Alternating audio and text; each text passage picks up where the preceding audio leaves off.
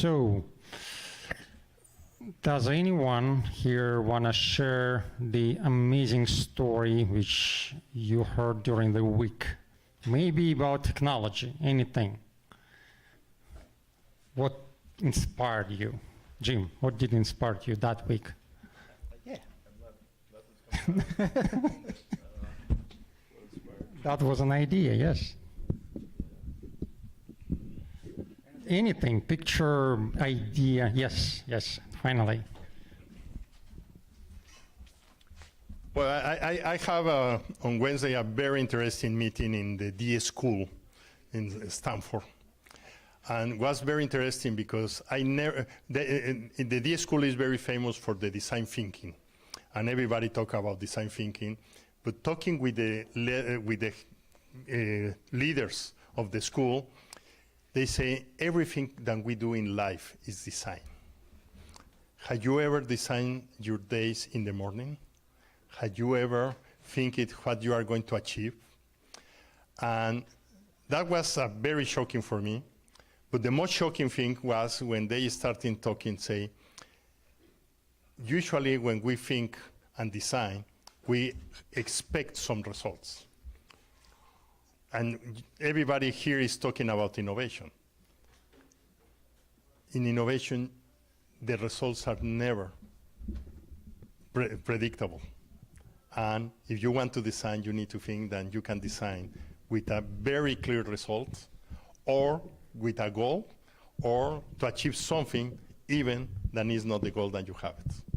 That was very interesting for me. That was beautiful. Thank so you, Jorge. designing the day, so you start your day with drawing your day. Excellent. You wanted to share your... I can share. Yeah? Thank you. What's your name? I think it's the first time I've seen you out here. I'm Lulzy. Lulzy. Welcome. So I'm Lulzy, and this week I got these. I actually discovered, you see these? I actually discovered a disturbing new trend where there are a lot of hardware devices that do not power off in Silicon Valley, or do not power fully off. These are one of them. And these are $500, by the way. A lot of these smart TVs, same thing. They don't power off unless you unplug them. And it caused quite a stir on a lot of my social channels where, yeah, there are devices being built that don't power off. And what is the motive for devices that do not power off? We checked this with Wireshark. We checked this with a lot of other things. They don't power off. They are listening to you right now. All right, so for those that are watching on the stream, she's holding up a pair of headphones. So that one, and over here as well. This is the live stream. Hello, let me see. Yeah, perfect. Thank you. Yes. So do you know if that's true with cell phones as well? Have you looked? So it was recommended by experts, and this is actually coming to US, that cell phones are going to have a removable battery Yeah. just to ensure that they do power off. Yeah. Yeah, that was an EU thing, right? Yeah, well, it's also suggested by the likes of Edward Snowden that these devices also do not power. Yes. Excellent. My So- hero. Thank you. Pay attention to things they watching you.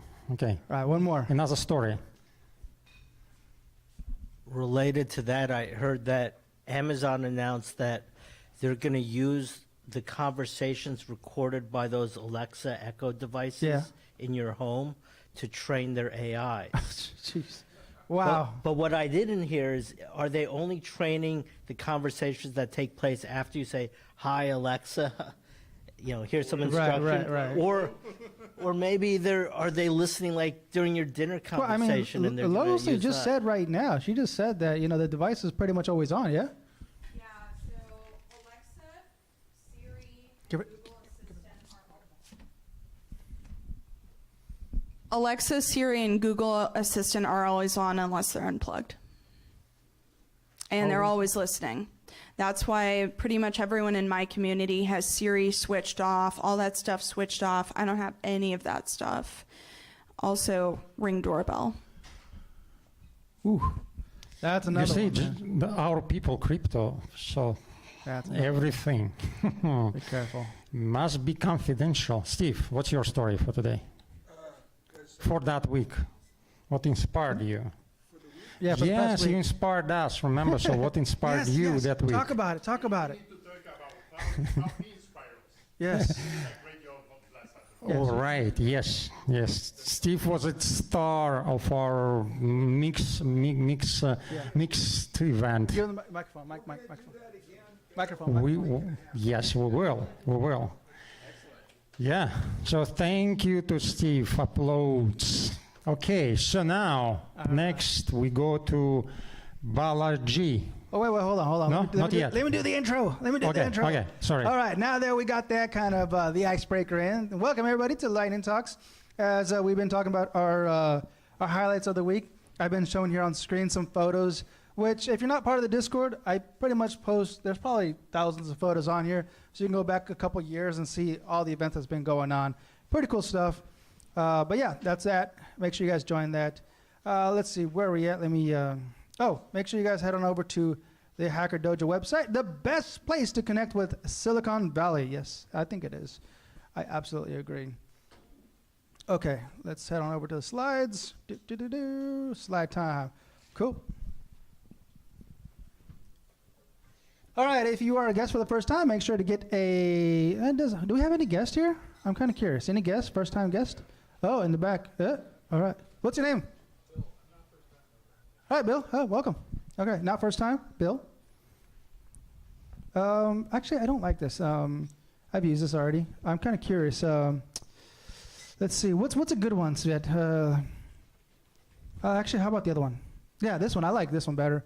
Hackers, raise your hand. Do we have hackers in the house? Ooh, hackers. Nice. Beautiful.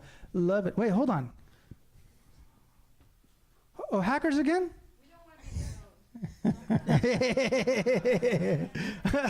Developers. How about developers? There we go. Nice. Well, that's a Hacker Dojo. There's a lot of developers here. Entrepreneurs. Okay. That's it. We got to get the microphone. I want to know what their entrepreneur is all about. Let's find out here. Who want to present itself? You probably wants to want talk to about their present entrepreneur? yourself because Who you wants to are plug, the who wants to guest. plug in their entrepreneur to the world? I'm not in the entrepreneur division. I'm actually a developer. Okay. Can I answer the previous question? of Sure. what inspires me? What are you developing? Yeah. Or I want to answer the previous question on something that inspired me. Oh, go ahead. It's actually this. It's kind of cheesy, but I used to live in the Bay Area and I moved to Seattle, and I've only seen this kind of like self-assembly of intelligent, organizations here. Even in Seattle, you don't see it as much. Except I am part of a do-it-yourself bio group in Seattle, so it's kind of spreading. So anyways, this is exciting for me. So when you said this, you pointed at your nachos. You're like, this is what's inspired me. Especially my nachos, but also this organization. All right, let's see. Hobbyists. Do we have any hobbyists in the house? I am a hobbyist. I like to tinker with stuff. And I would like to be a developer, but that's tough, man. It's real tough. Yeah.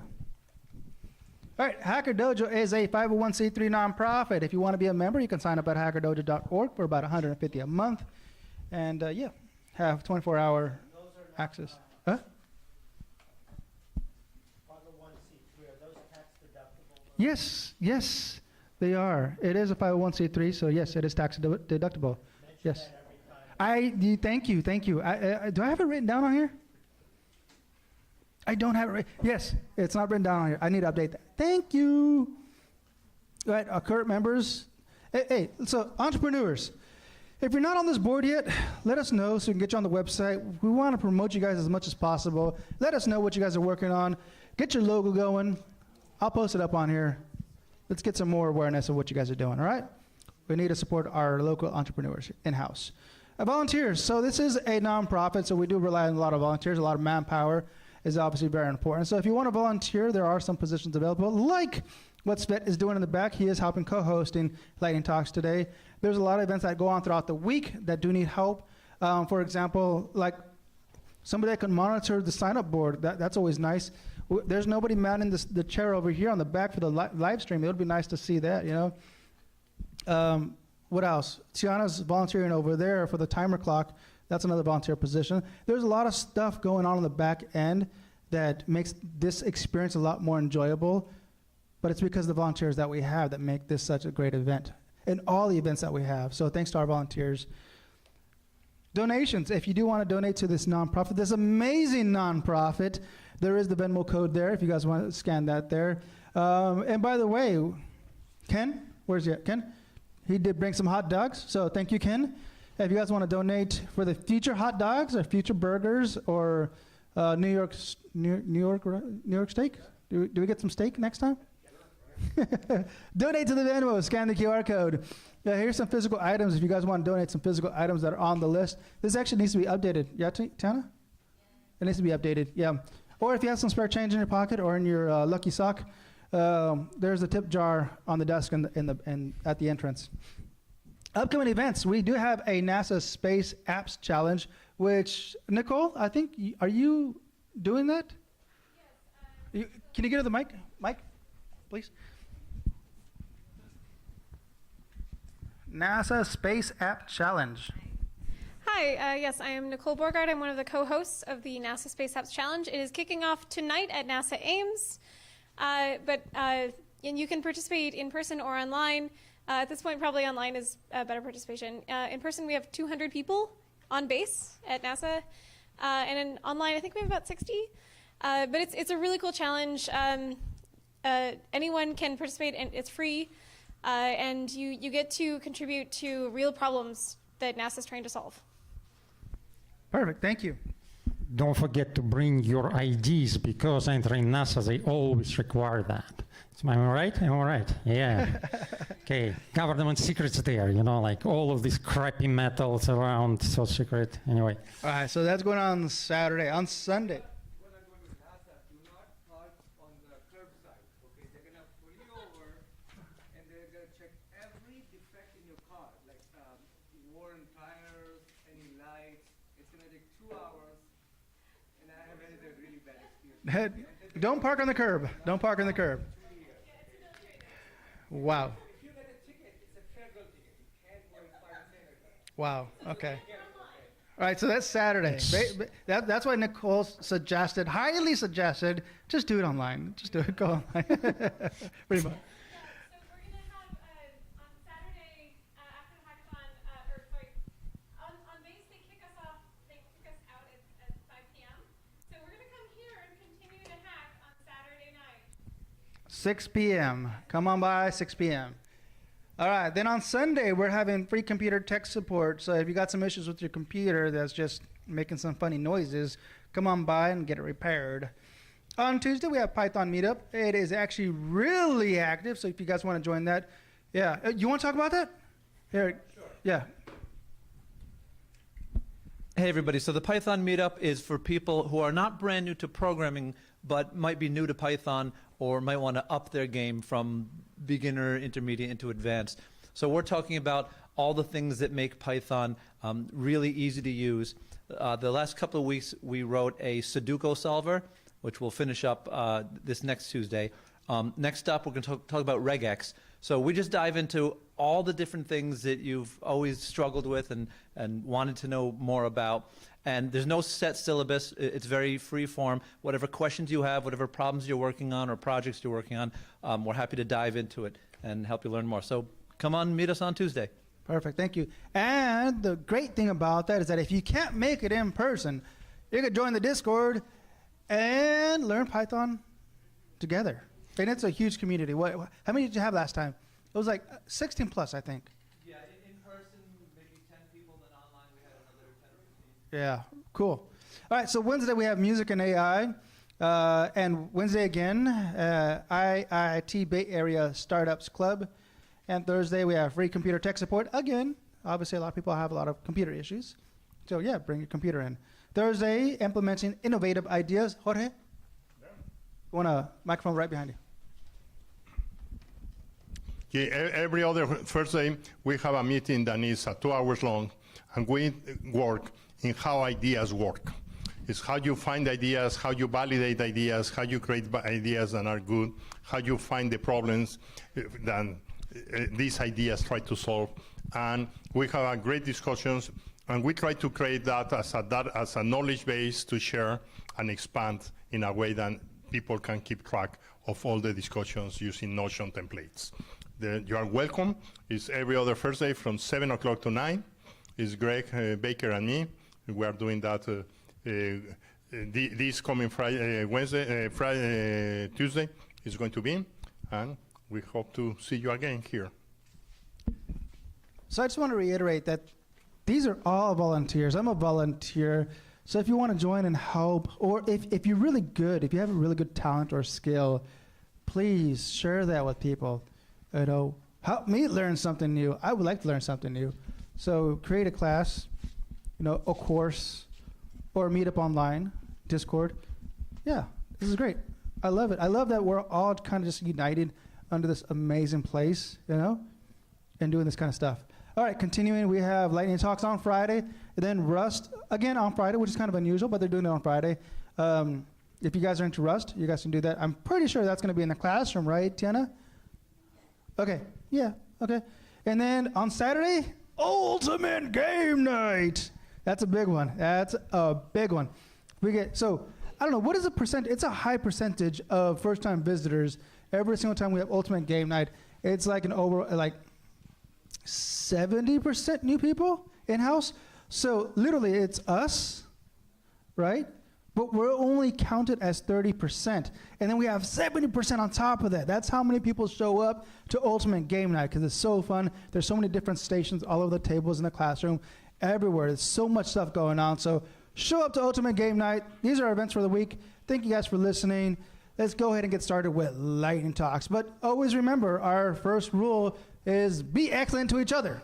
Our speakers will have 5 minutes to start. That's not actually really aggressive. Be excellent to each other. All right. Do you know why game nights are popular? Why? Because in recession, the most popular, the most thriving industries is gaming. Nice. Yes, Nice. economically. All right, so our speakers will have People 5 have minutes time. to talk. Let's get our first speaker up. Svit, who is our first speaker of the day? Balaji, of course. Balaji, come. Oh, you dropped your phone. You dropped your phone.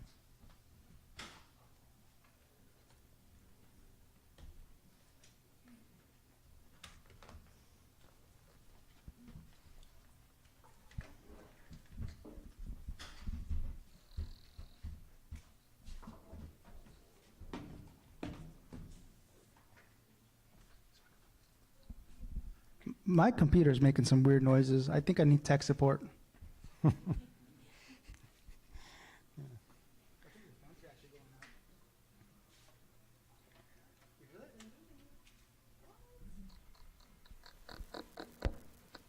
It does. Yeah, I think the fan's going out. Hello. Oops, sorry, that was me. Hello. Yeah. Is it on? Oh, yeah. Hi, I'm Balaji. I'm a software engineer as a consultant. I work different companies. I have a startup also called 8Wave. And I'm a fan of animal design. I mean, basically, I want to convert different animals from cockroach to mosquitoes, different animals design. I'm just converting to machine design like. So in that series, I have given a lot of talk in that way. So this is related to the camel. So camel is one of the wonderful machine which has a design for desert environment, which adapted to that so many hurdles in a way which we can imitate that in a way biomimicry they say. So that way we can use a lot of areas like this truck, which is based on the camel's design. It looks like Arab, basically, but there's a car design based on the camel's hump. You know, you see that as a load of with the car with the load on the top, or we can say a self-driving car which has the sensors on the top. So that is the design based on this camel's design, and it looks like almost Tesla's car though, and the other one is van, is camel-inspired van. It's a little bit longer than before, and This looks like Egyptian, but it is also based on the camel structure. This is van. This is almost looks like camel with all its surface adapted to that. And if you take an ambulance, how it look in with the camel's design is like this, where it can have a double door in the front. It can load patients in that quickly. This is the towing truck based on the camel. This is the solar car with all black stuff on top.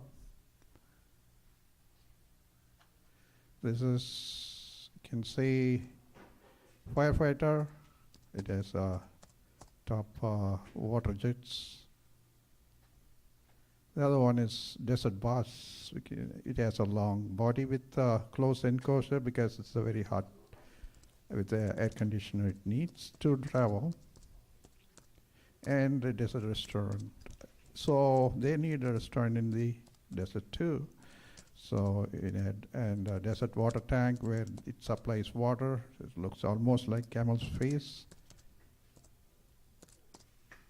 Construction helper where it can help in digging basements, things like that, and desert rovers. So is kind of traveling in the desert, needs some special tires.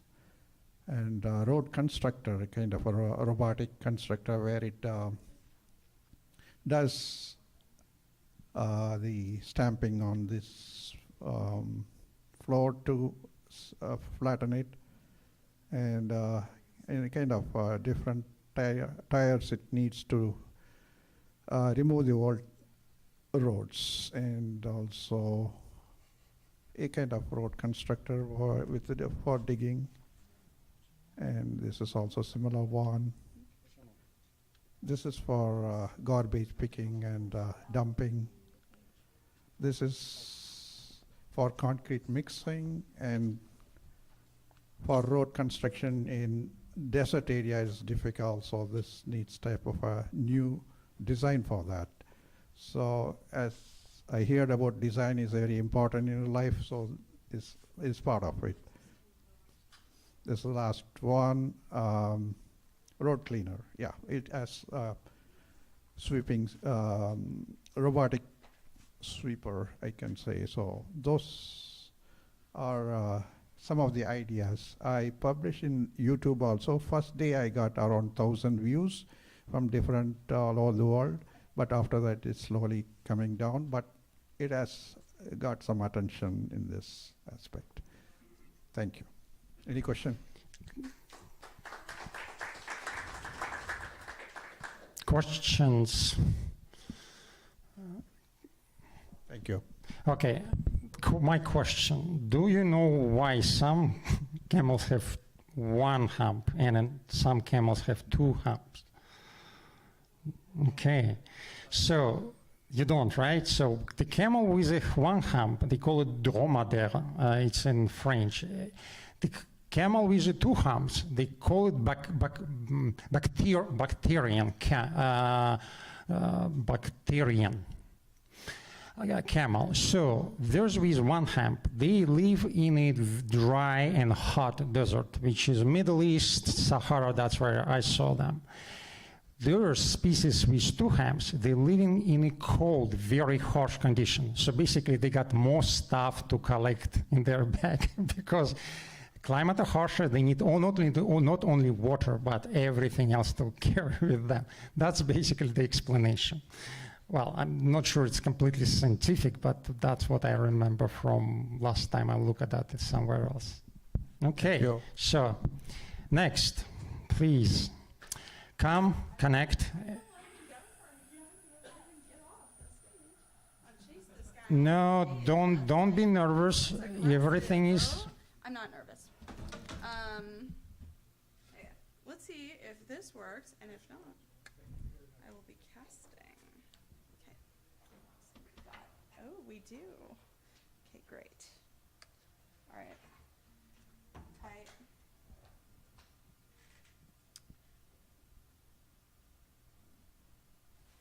Let's see. Okay, let's see. Hold on. Works. It's coming. It's just, you gotta give it a second. All right, whatever. I guess I have some extra. That's a second window, so you gotta drag your project over. Okay. Well, I don't have a project. It's just my desktop. But okay, that's fine. I don't care. We'll figure it out. All right.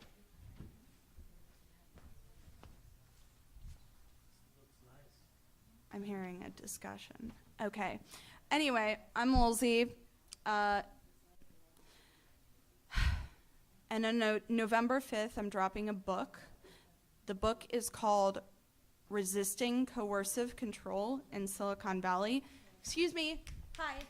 Okay, thank you. I don't tolerate that in my talks.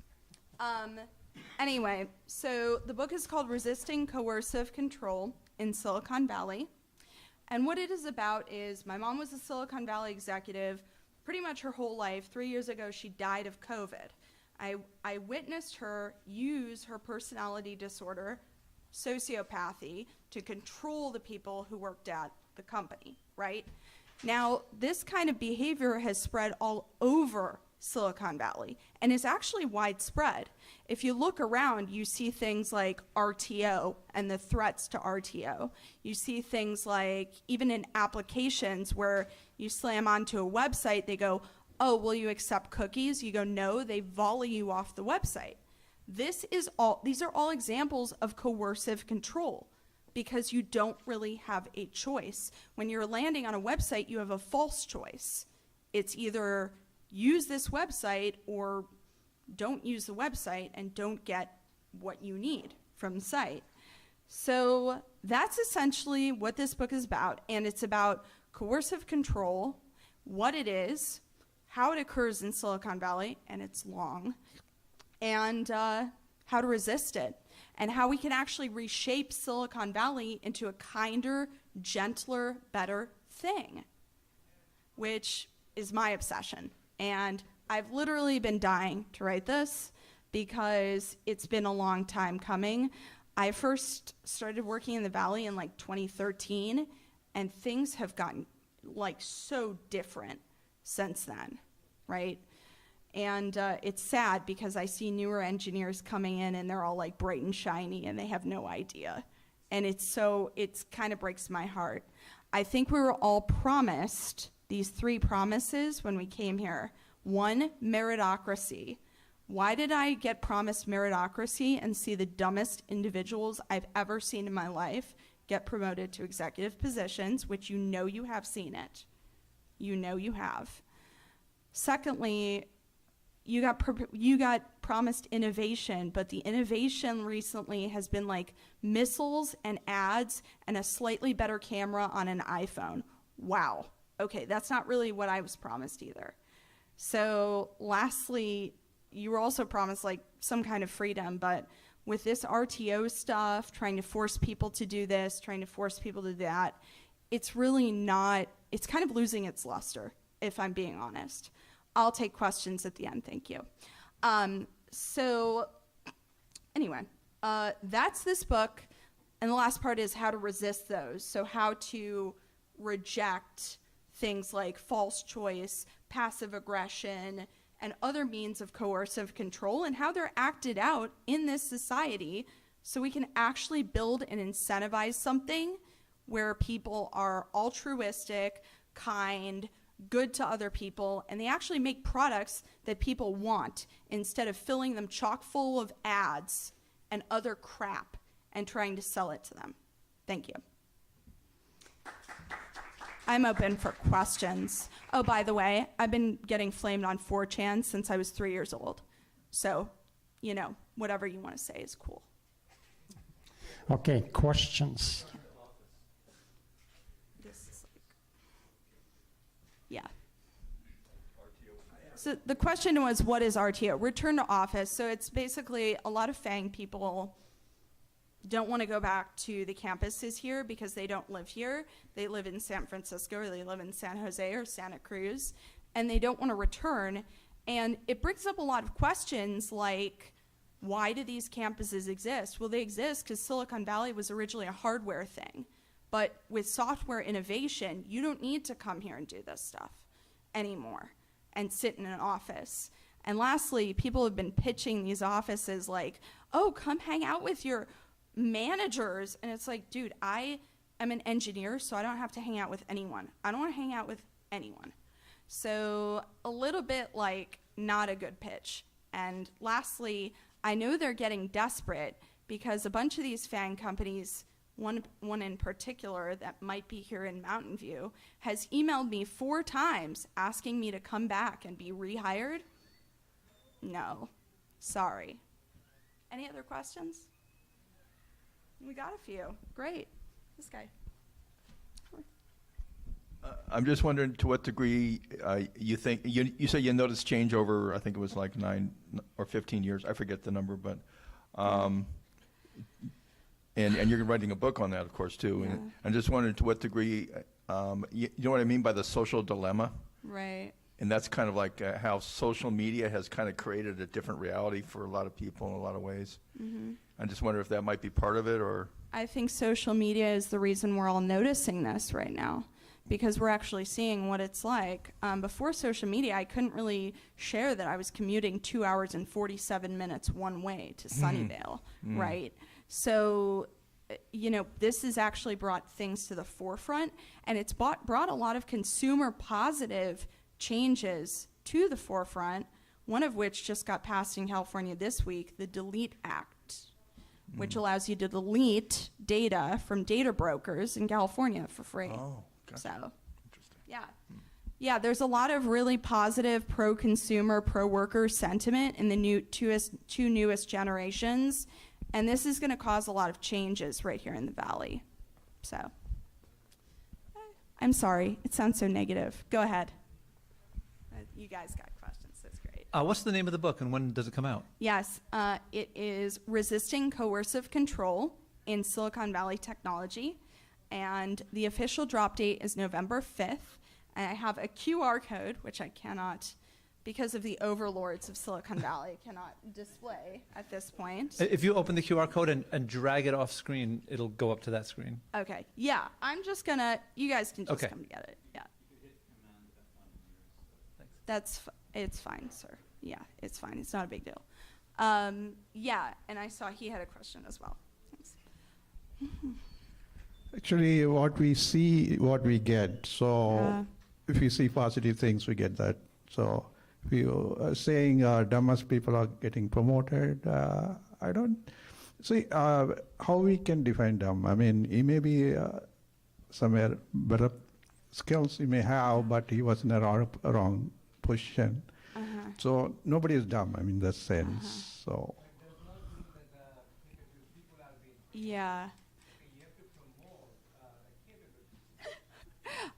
Sorry. I'm just saying that it goes against what we were promised, which is someone being evaluated on all their merits, when there are people being promoted who don't have the kind of merits, at least in the technical skills, that we've achieved ourselves. So the idea with that is, what I've seen a lot is, usually, sometimes on these engineering teams, they bring in a McKinsey person who doesn't have any kind of coding skill set. And I feel that that has helped contribute to some of the decisions we're seeing today. For example, most of the CEOs who are of Indian origin, they belong to a specific church from India. So they're like 0.01%. I didn't like that. Yeah, also another thing is, I just want to kind of raise the flag on this. This used to be a place for engineers by engineers. And a lot of people came in from finance and consulting and contributed to what's being called enshittification of a lot of the products. So now these decisions are not being made for the user, but being made for making the most money possible. For example, remember Netflix's promotion was all about ad-free, but you pay for it. Now the ads have been re-added in, and you still have to pay, right? So there's a question of, who's caring about the balance sheet and who's actually caring about the user and the functionality of a lot of these products. And you see this in pretty much all the products, including dating apps, which is why you guys can't meet people. So, thanks. Thank you very much. All right, do we have Paul in the house? All right, give me a second. All right.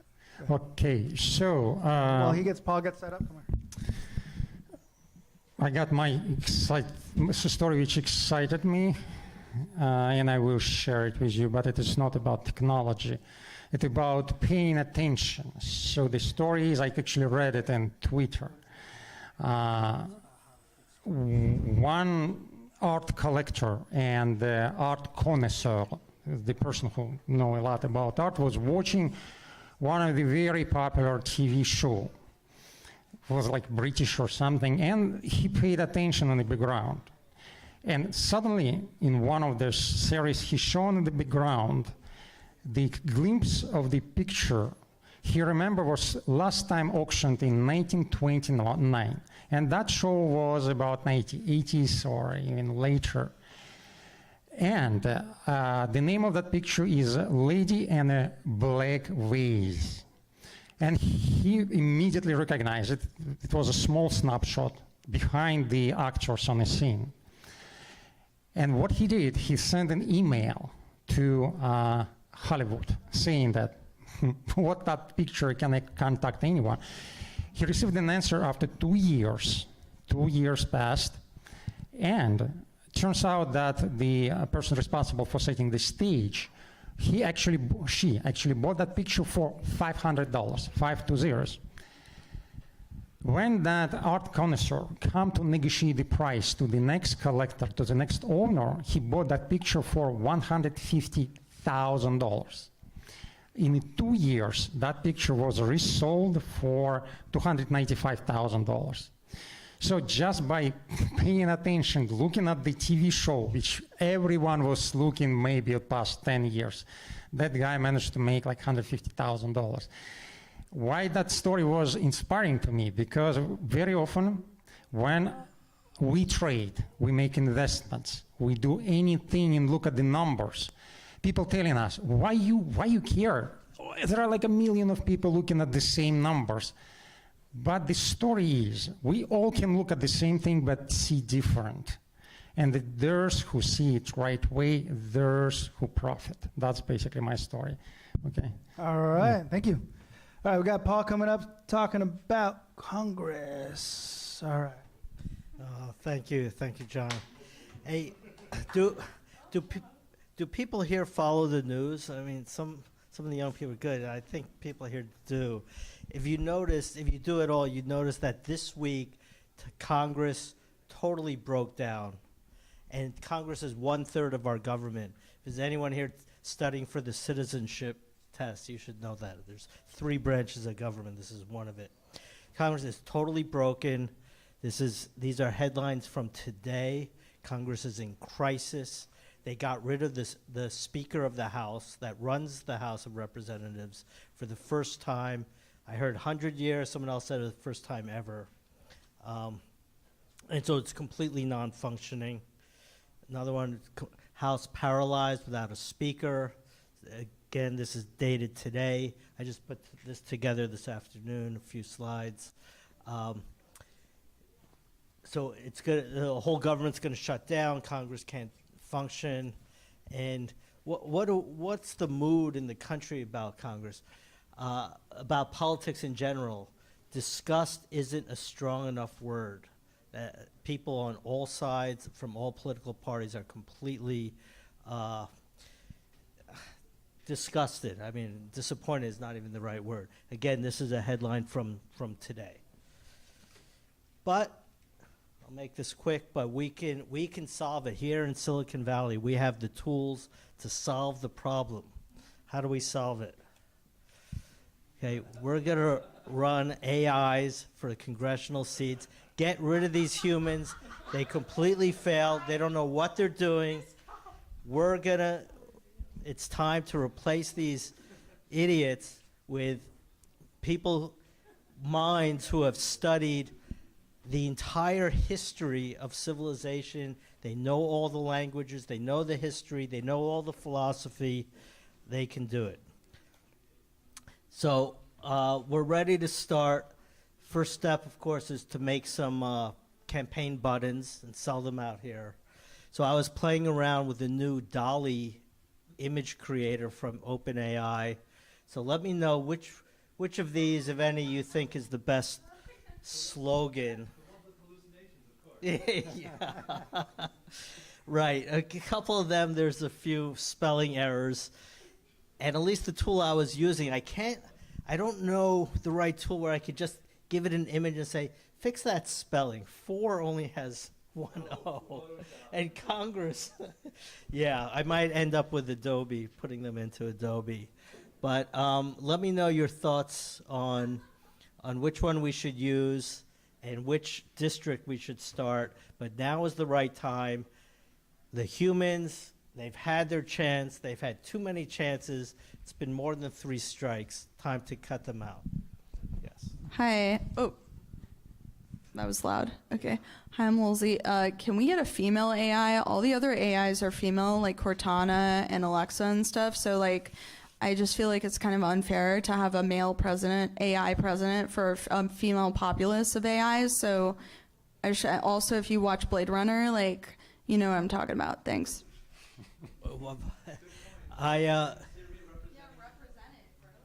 Sure.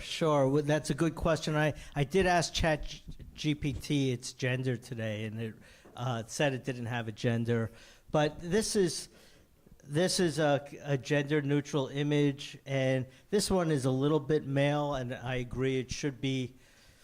Maybe we have a female version, or maybe we try to do something more gender-neutral.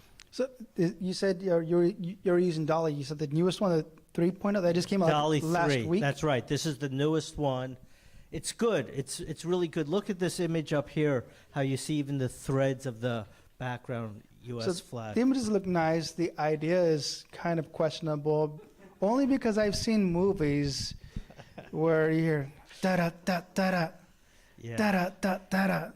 Yeah, Hollywood has presented a lot of anti-AI propaganda, and we have to get over that. Maybe we need to generate some pro-AI movies as well. So you're suggesting to replace the idiots in Congress with an idiot savant? Right. But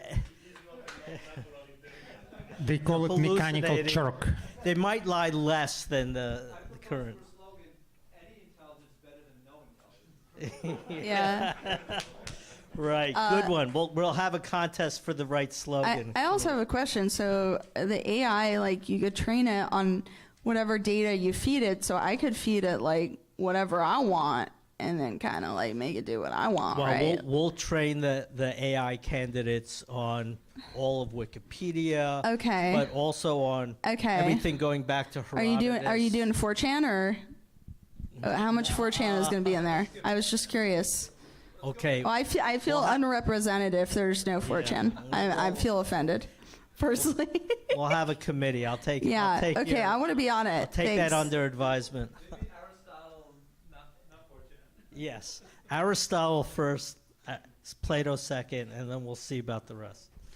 Actually, there is a solution for that. In ancient Rome, they got 2 consulates running the Roman army by the days. One day was a tribune responsible, like a people's man running the army. And the second day was the Senate man, patrician running the army. Same with AI. One day AI, another day another idiot. So, Okay. questions? Yes. May I also suggest we run 2 AI candidates who despise each other to get people upset so that they will vote for one or the other? Right. Stir up interest and have them debate each other.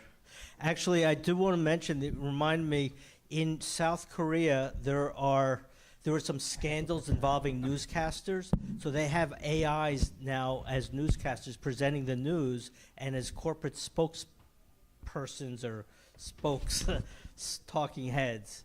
And maybe it's time to use that technology for an actual candidate. We're getting close. Thank you. All right. Paul. Right, Paul? I want to make sure I get the name right. Sure, it's not an AI name, is it? No, that's my human name. It's your human name? All right. All right, so next we have Svit coming up, talking about smacros and crypto. Is that an S? Oh, macro and crypto. What else? All right. Well, it looked like an S. I don't know. Did somebody else write that for you? All right. Keep talking. I got. Yeah, oh, keep talking? Yeah.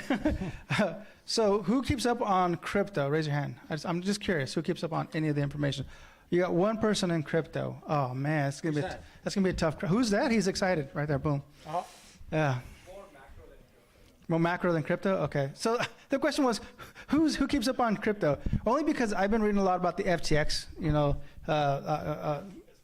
SBF, FTX situation that's been going on. So I was just curious if anybody's been following up on that stuff too.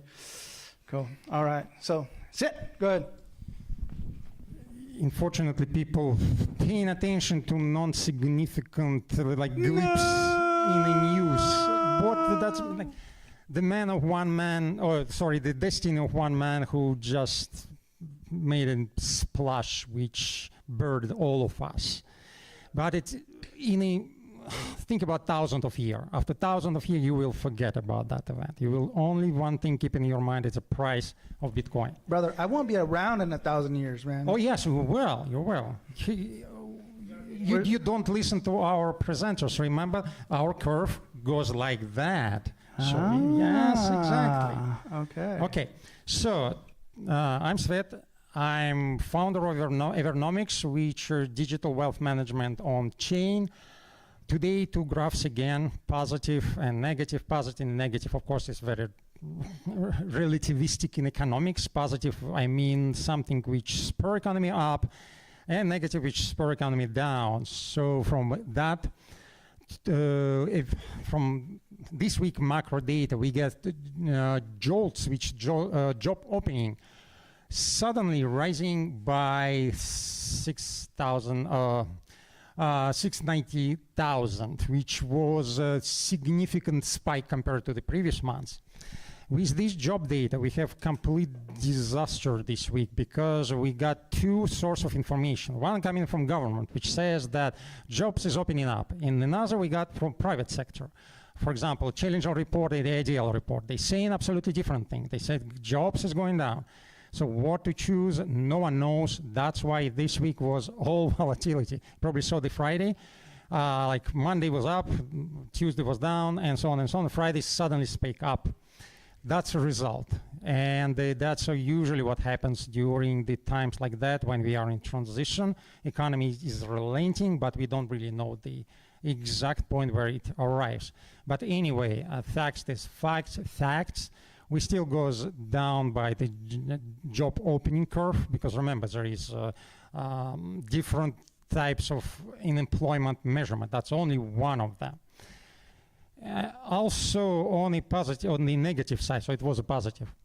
That's absolutely different measure. It's economic optimism. They measure it by questioning people. What do you think about your future economic prospects? And they do it for almost several 100,000 Americans, and then they registered sudden drop in economic optimism, which is coincidentally almost on a lowest point on that graph since 2000.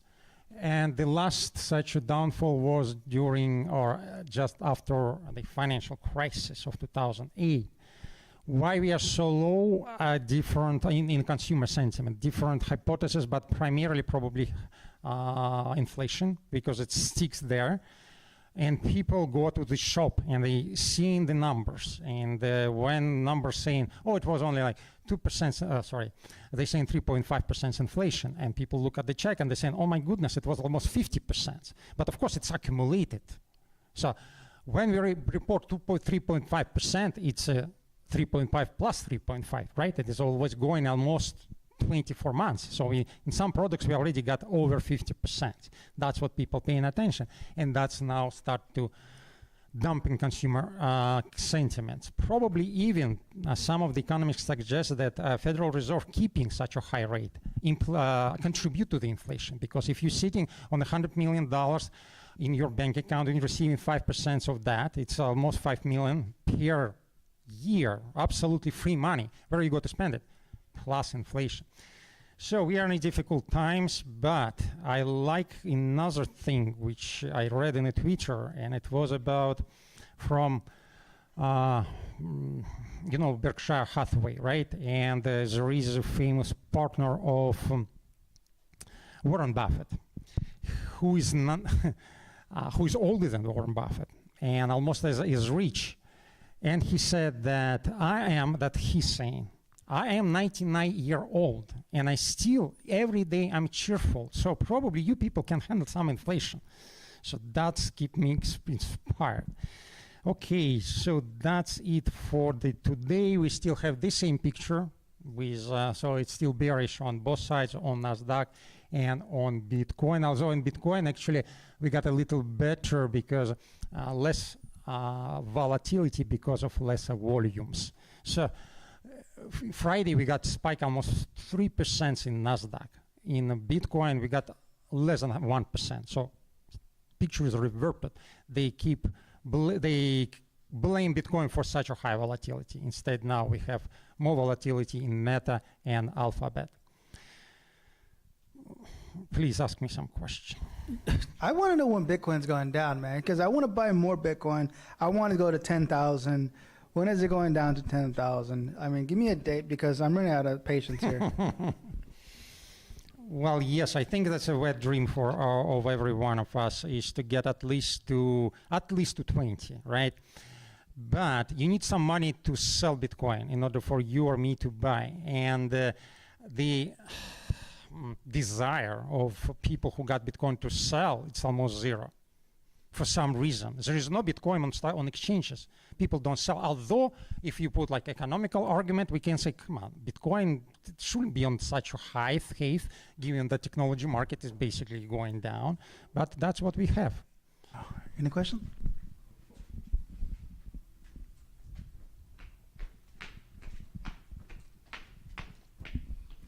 You mentioned something before about how the gaming industry, it's almost like recession-proof. Could you elaborate on that a little bit? Yes.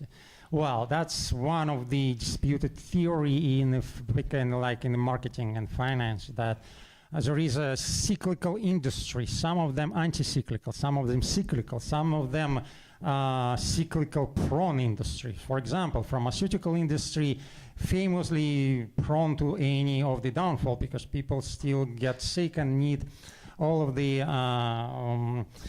drugs and what they take. Gaming industry is think to be anti-cyclical because people start to have more time on their hands and less money. So they go less to stadium or to concert or to restaurant, but they start to sit home and play video games, which is basically free. That's a theory, but we never tested it in practice in such a scale as we probably will test it. But remember 2020, when everyone was sitting home and playing. That's what we expect. We want them back and buying our Bitcoins. That's what we want. Nice. Thank you. Okie dokie. Next. All right, I think that's a wrap. We're good. Oh, actually, no, there's one more speaker. I just saw that way down there at the bottom. Ilde, welcome to the stage. It's been a while, buddy. It's been a while. Welcome back. Yes. We got him back. Yes. Who convinced you to come up here, man? Somebody must have paid you like, hey, come on, just get on stage. You know. Did anybody pay you? Not right here for this. Yeah, not here. Wait, what? But I've got interaction from doing this. So yeah. Yes, that's good. That's great. So actually, our speakers, I actually have 3 rows there. You guys noticed 3 rows. One's for the name, one's for the topic you're talking about, and the third one is a new one that I added. It's for your contact info, because there's some folks that will contact me afterwards and ask me, hey, Blockchain John, so-and-so speaker was talking about this. How do I contact them? I don't know. I really don't know. You know, maybe try Discord, because that's primarily where I'm on. So I'm asking you guys, if you guys do plan on coming up, put down your email or your info to contact, or your website if you have a website. So these folks can contact you. Actually, they did reach out. Remember, I told you, bro? Yeah, so that was another one. This is good stuff. This is good Yeah, so make sure you put down your info Lightning there. Talks is awesome. I haven't been in a while here, but I really like it. And those that know me as the user onboarding guy. So today, I'm going to share with you user onboarding secrets so that you can get more of the users, the new signups of your product to convert into loyal customers. Okay, so are we ready for? Oh, the timer already started. All right, never mind. I've been here for a while. I got over 15. I've helped over 15 software products with their user onboarding. My name is Ildefonso Prieto, and I'm gonna help you with 3 secrets today that are gonna help you get more people to sign up, improve your week 1 early retention rate, and get people to take out their money and pay to upgrade to the pro version of your product or the higher tier version of your product. All right, who's ready to learn? So, what is user onboarding? User onboarding is all about helping the new user to successfully adopt your product. And it's almost like you're trying to be the mentor for them to understand how to use your product. And you're guiding them to level up and understand how to use this tool that it's going to make their life better. Ultimately, you want them to be the power user that you are yourself as the founder of your product, right? So, 3 secrets to do that. The first secret is going to be the first UX. This is the 20% of effort that will get you 80% of the results when it comes to user onboarding. This is and to give you a context into what it all encapsulates. This is a quote by Patrick McKenzie, highly regarded for conversion rate optimization skills. He says that it's very likely that 40 to 60% of free trial users never see the product a second time, which makes that first use of the software really, really freaking important. There's another study that goes into why this happens, and it's because people don't understand what the product is about, and they don't see the value in the product. So with this framework, we're trying to tackle those 2 reasons, and I'm going to share those with you today. The first step is that you need to define a very clear goal for the first user experience of your product. This is something that has to be aligned with the core value of your product. This is something that has to be done in less than between 5 and 15 minutes. The new user, you also have to know that they're going to be prepared to do it. So if you, for example, are email campaign software, you better bet that your new users already have the email campaign ready to go and when they're going for your goal that you set. But basically, you're trying to set up a very important user goal for the first user experience of your product that you can drive new users to, and so that they can unlock the value that you promised. So the question I like to ask founders when I'm helping them with my clients is ask yourself, what's the most important step or the most critical step in your software that if someone finishes that step, you will feel way more comfortable betting on them becoming power users. If you find out what that is, set it as your first UX goal. Once you do that, you map out all the steps that it takes from some user from the moment they sign up to the moment they achieve this goal that you set, and then you optimize that as much as possible by either removing what's not necessary, automating what you can, and simplifying creatively when you can't do one or the other 2. So this is just testimonials from someone who really liked the first UX framework and how they applied it later. But secret number 2, and 2 more minutes here. So secret number 2, this is all about that you don't have to be a super user onboarding expert to actually improve your user onboarding. And this, even as an expert myself in user onboarding, this is something I still need to do to know what needs to be changed. And you need to get feedback from your users. Ideally, I wanted to use usability testing to get this research done, but it was very difficult. But after some time, I realized that there's a way, that this is the secret, that you can do remote usability testing in less than 24 hours, you can get some very interesting research done for your product. In less than 24 hours, you get the recordings for all the usability tests, and there's even AI-powered generated notes that give you a report on what is wrong with your product. So that's the secret number 2. Basically, it means you don't have to go and learn all these crazy stuff. You can just user test, and you will literally see how your new users are frustrated with your product and what it is that you need to change. Secret number 3.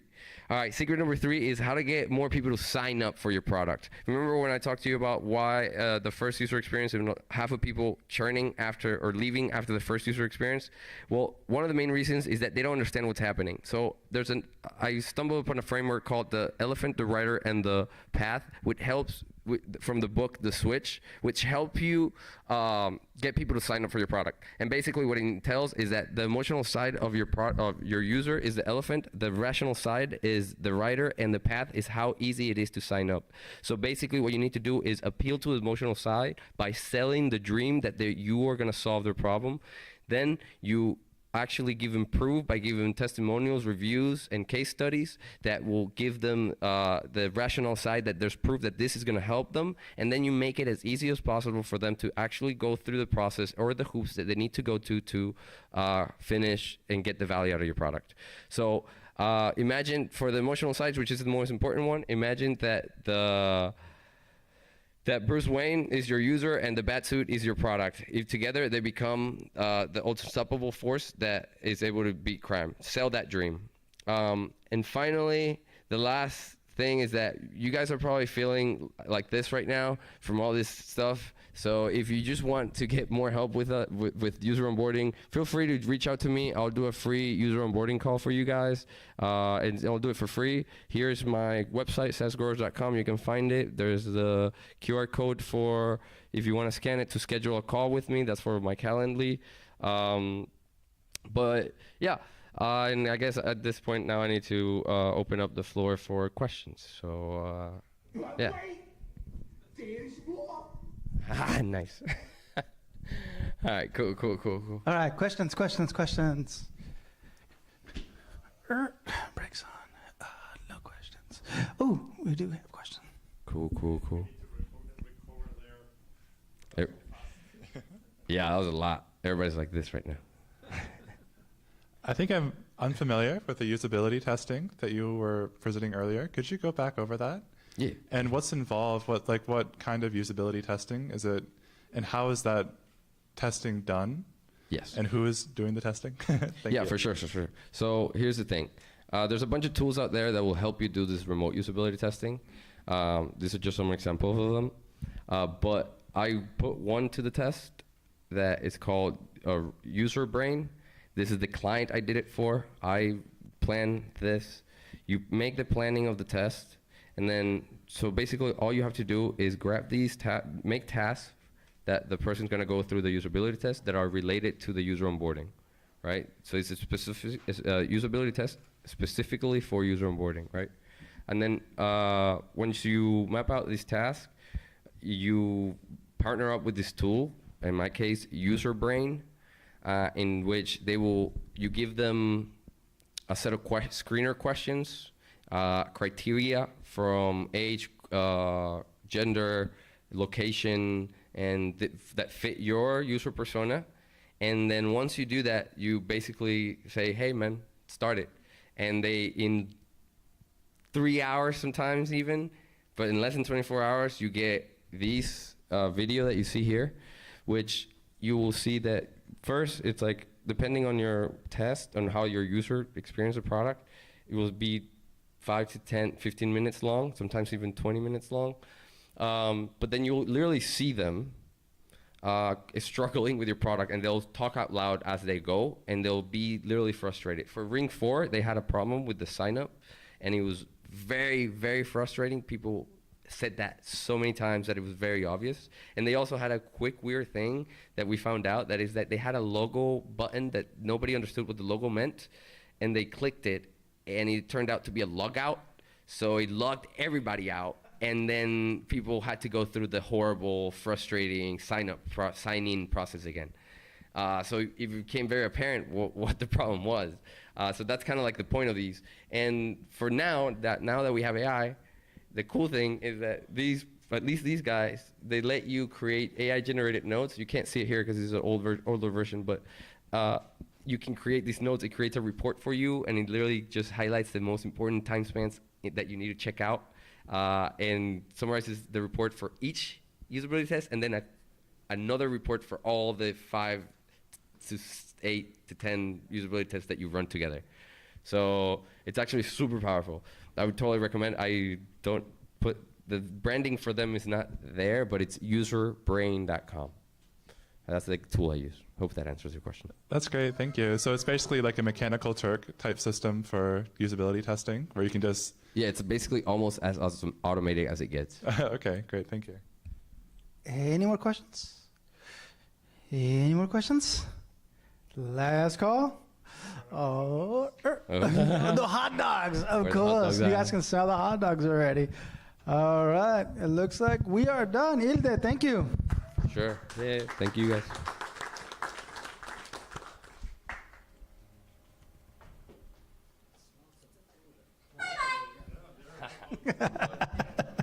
Okay. So, yes. So, we're pretty much going to wrap it up. I'm going to let you guys know that obviously Ultimate Game Night is tomorrow. Come back tomorrow. There's going to be so much stuff going on. But if you guys are hanging out afterwards, we are having poker night in the classroom. Yeah, poker night pretty much every game night. Every lightning talks. After lightning talks, we have game night or poker night. What do you guys do? Poker night? Poker? Just poker, right? Just poker and some other games. Ping pong, and then there's board games if you guys want to play board games on the table. What I like to do over here afterwards is play some movies on the screen. So if you guys want to hang out and watch movies, I call it,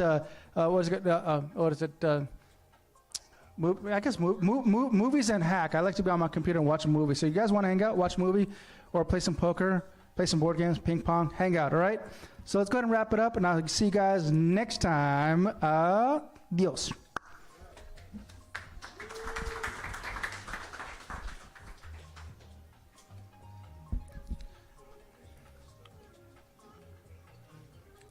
Was I supposed to mention anything else? Oh, hot dogs, the hot dogs. That's right, hot dogs. Make sure you get your hot dogs. Get your hot dogs. No, tomorrow. Huh? They're ready? Not yet? Okay. Well, according to, yes. No. Yeah, you're right. No, you're right. I'm sorry. Ultimate Game Night is next Saturday. That's right. Thank you. Yeah, I kind of confused myself because I put the calendar up and stuff. Yeah. Oh, by the way, if you were a speaker today, please put your contact info.